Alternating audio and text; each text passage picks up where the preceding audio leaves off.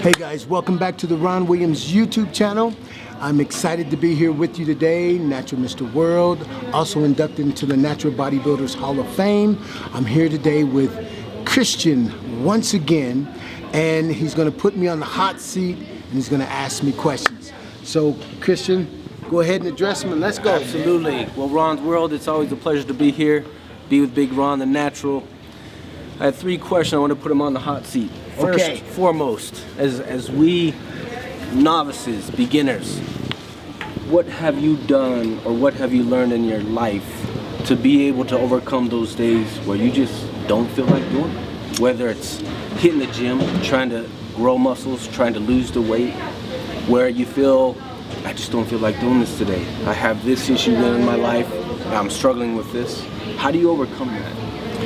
Well, that's a really, really good question, Christian, because through my life, I've encountered some really tremendous hardships that I had no jurisdiction over, but I kept living. And so I learned to take on the mentality of no matter what. This is what I do, and there's no question. I just do what I do, just like with breathing. I don't ask myself, am I gonna breathe? And so oftentimes I find myself working out in the mornings at 2 o'clock in the morning because I hadn't got my workout in that day. But I've developed a mentality no matter what. I remember me and the camera guy, Levi, we went to Texas, and I told him about no matter what, and we had our equipment with us because I developed exercise equipment as well. Right. And so I'm thinking about all these people that are overweight and obese that are in the airport, and and they're a little bit embarrassed about how they look and how big they are. And sometimes when they get in the seats, they have to get these extensions on their seat belts. And here I am with my exercise equipment. I said, I shouldn't be embarrassed to exercise in the airport. So me and Levi, we pull out our equipment, man, and we start exercising in the airport, no matter what,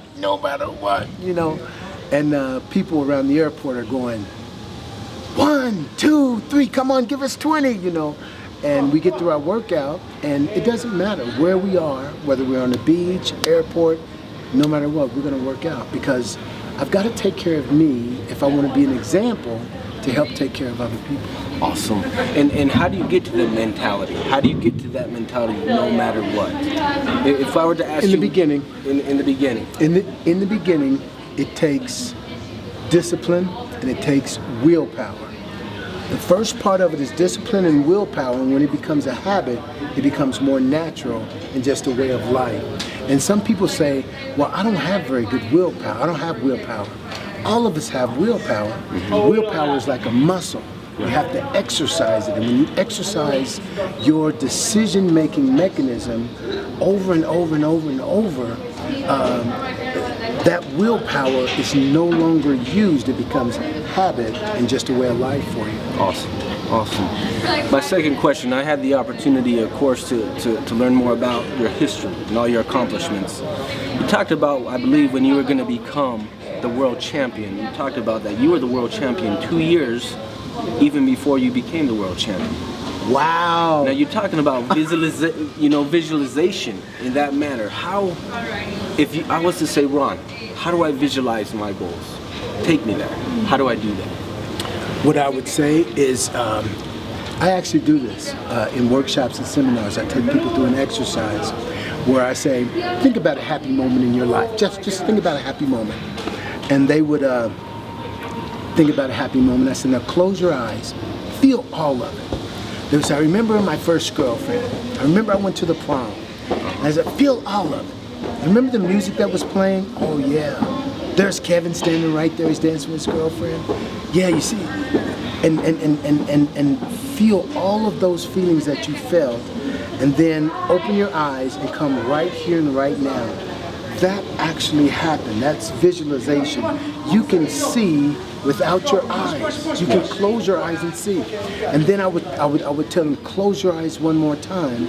Now think about what you want to see take place in your future. Right. What is one main thing that you want to see take place?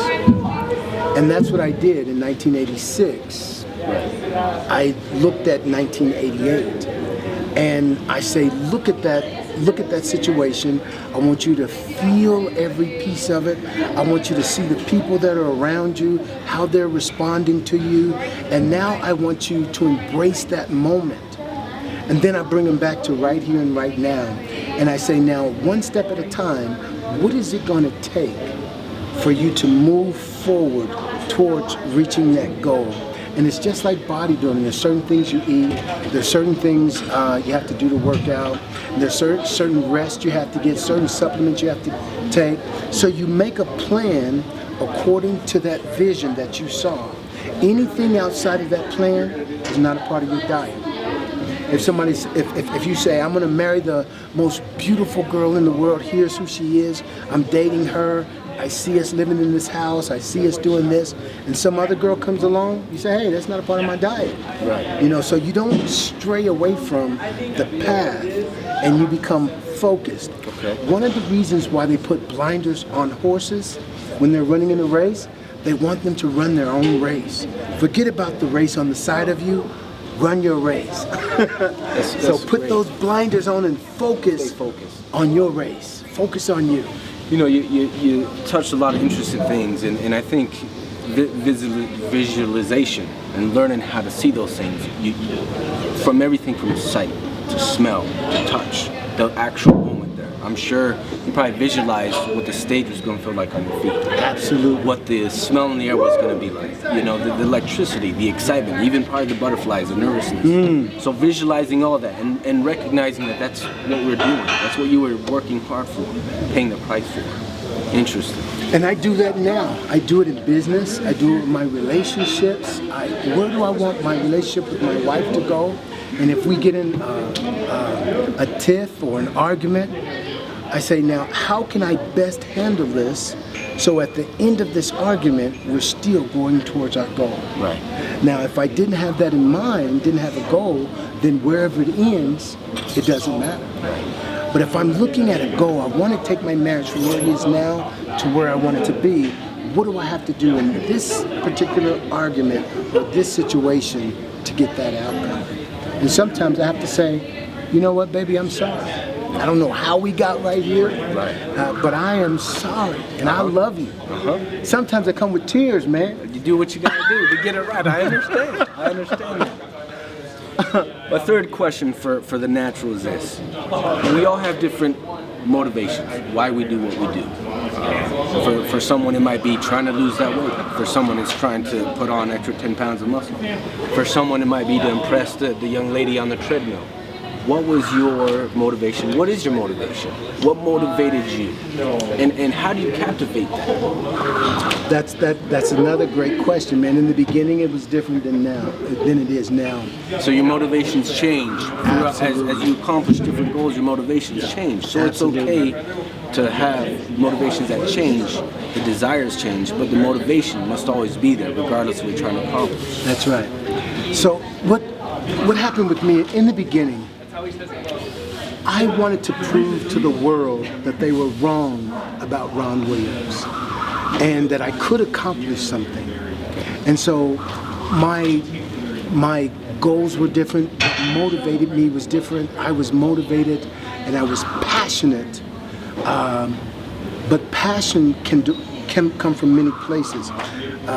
Passion can come from love, passion can come from hate, passion can come from fear of failure.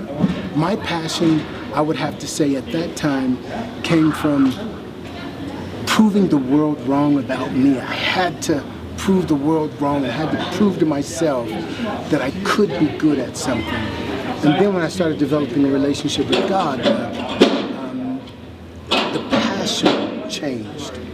Willpower is so important, but it was passion is the fire and the power behind the willpower that thrust you forward.